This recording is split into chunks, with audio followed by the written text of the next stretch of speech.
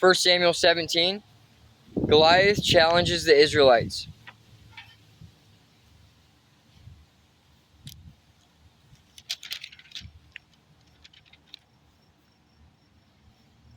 This should actually be labeled David and Goliath, or David defeats Goliath.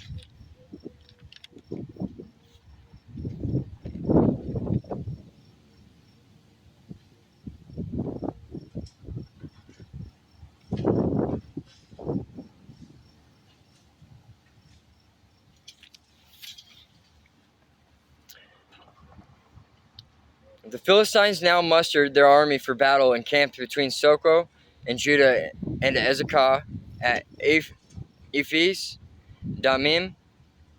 Saul countered by gathering his Israelite troops near the valley of Elah. So the Philistines and Israelites faced each other on opposite hills with the valley between them. Then Goliath, a Philistine champion from Gath, came out of the Philistine ranks to face the forces of Israel. He was over 9 feet tall, he wore a bronze helmet, and his bronze coat of mail weighed 125 pounds. He also wore bronze leg armor, and he carried a bronze javelin on his shoulder. The shaft of his spear was as heavy and thick as a weaver's beam. Tipped with an iron spearhead that weighed 15 pounds, his armor-bearer walked ahead of him carrying a shield. Goliath stood and shouted a taunt across to the Israelites. "Why are you all coming out to fight?" he called. "I am the Philistine champion, but you are only the servants of Saul. Choose one man to come down here and fight me. If he kills me, then we will be your slaves, but if I kill him, you will be our slaves. I defy the armies of Israel today. Send me a man who will fight me." When Saul and the Israelites heard this, they were terrified and deeply shaken. Jesse sends David to Saul's camp. Now David was the son of a man named Jesse, an Ephrathite, from Bethlehem, in the land of Judah. Jesse was an old man at that time, and he had 8 sons. Jesse's 3 oldest sons, Eliab, Abinadab, and Shimei, had already joined Saul's army to fight the Philistines. David was the youngest son. David's 3 oldest brothers stayed with Saul's army, but David went back and forth so he could help his father with the sheep in Bethlehem. For 40 days, every morning and evening, the Philistine champion strutted in front of the Israelite army. One day, Jesse said to David, "Take this basket of roasted grain and these 10 loaves of bread, and carry them quickly to your brothers. And give these 10 cuts of cheese to their captain. See how your brothers are getting along, and bring back a report on how they are doing." David's brothers were with Saul and the Israelite army at the valley of Elah, fighting against the Philistines. So David left the sheep with another shepherd and set out early the next morning with the gifts, as Jesse had directed him. He arrived at the camp just as the Israelite army was leaving for the battlefield with shouts and battle cries. Soon the Israelite and Philistine forces stood facing each other, army against army. David left his things with the keeper of supplies and hurried out to the ranks to greet his brothers. As he was talking with them, Goliath, the Philistine champion from Gath, came out from the Philistine ranks. Then David heard him shout his unusual taunt to the army of Israel. As soon as the Israelite army saw him, they began to run away in fright. "Have you seen the giant?" the men asked. "He comes out each day to defy Israel. The king has offered a huge reward to anyone who kills him. He will give that man one of his daughters for a wife, and the man's entire family will be exempted from paying taxes." David asked the soldiers standing nearby, "What will a man get for killing this Philistine and ending his defiance of Israel? Who is this pagan Philistine anyway, that he is allowed to defy the armies of the living God?" And these men gave David the same reply. They said, "Yes, that is the reward for killing him." But when David's oldest brother, Eliab, heard David talking to the men, he was angry. "What are you doing around here anyway?" he demanded. "What about those few sheep you're supposed to be taking care of? I know about your pride and deceit. You just want to see the battle." "What have I done now?" David replied. "I was only asking a question."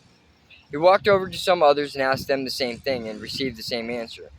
Then David's question was reported to King Saul, and the king sent for him. David kills Goliath. "Don't worry about the Philistine," David told Saul. "I'll go fight him." "Don't be ridiculous," Saul replied.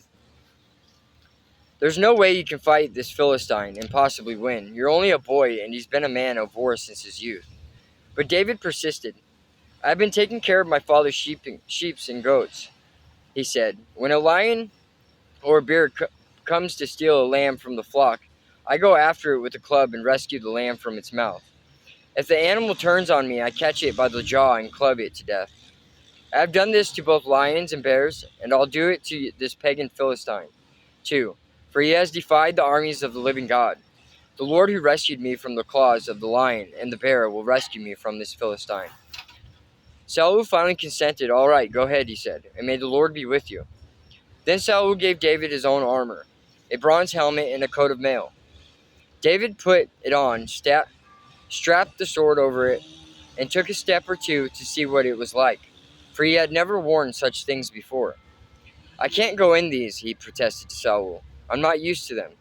So David took them off again. He picked up 5 smooth stones from a stream and put them into his shepherd's bag. Then, armed only with his shepherd's staff and sling, he started across the valley to fight the Philistine. Goliath walked out toward David with his shield bearer ahead of him, sneering in contempt at this ruddy-faced boy. "Am I a dog," he roared at David, "that you come to me with a stick?" And he cursed David by the names of his gods. "Come over here, and I'll give your flesh to the birds and wild animals," Goliath yelled.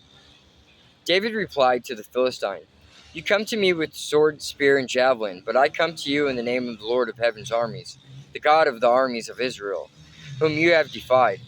Today the Lord will conquer you, and I will kill you, and cut off your head, and then I will give the dead bodies of your men to the birds and wild animals, and the whole world will know that there is a God in Israel.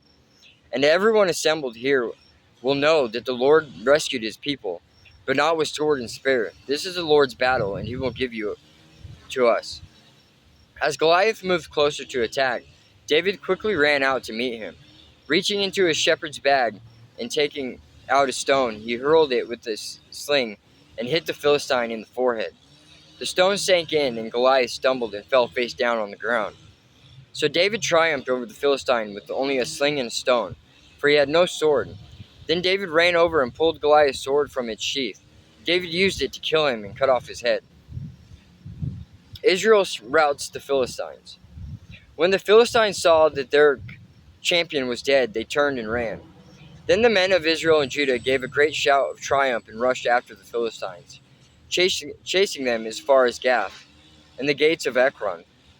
The bodies of the dead and wounded Philistines were strewn all along the road from Sha'araim as far as Gath and Ekron. Then the Israelite army returned and plundered the deserted Philistine camp. David took the Philistine's head to Jerusalem, but he stored the man's armor in his own tent. As Saul watched David go out to fight the Philistine, he asked Abner, the commander of his army, "Abner, whose son is this young man?" "I really don't know," Abner declared. "We'll find out who he is," the king told him. As soon as David returned from killing Goliath, Abner brought him to Saul with the Philistine's head still in his hand. "Tell me about your father, young man," Saul said. David replied, "His name is Jesse, and we live in Bethlehem."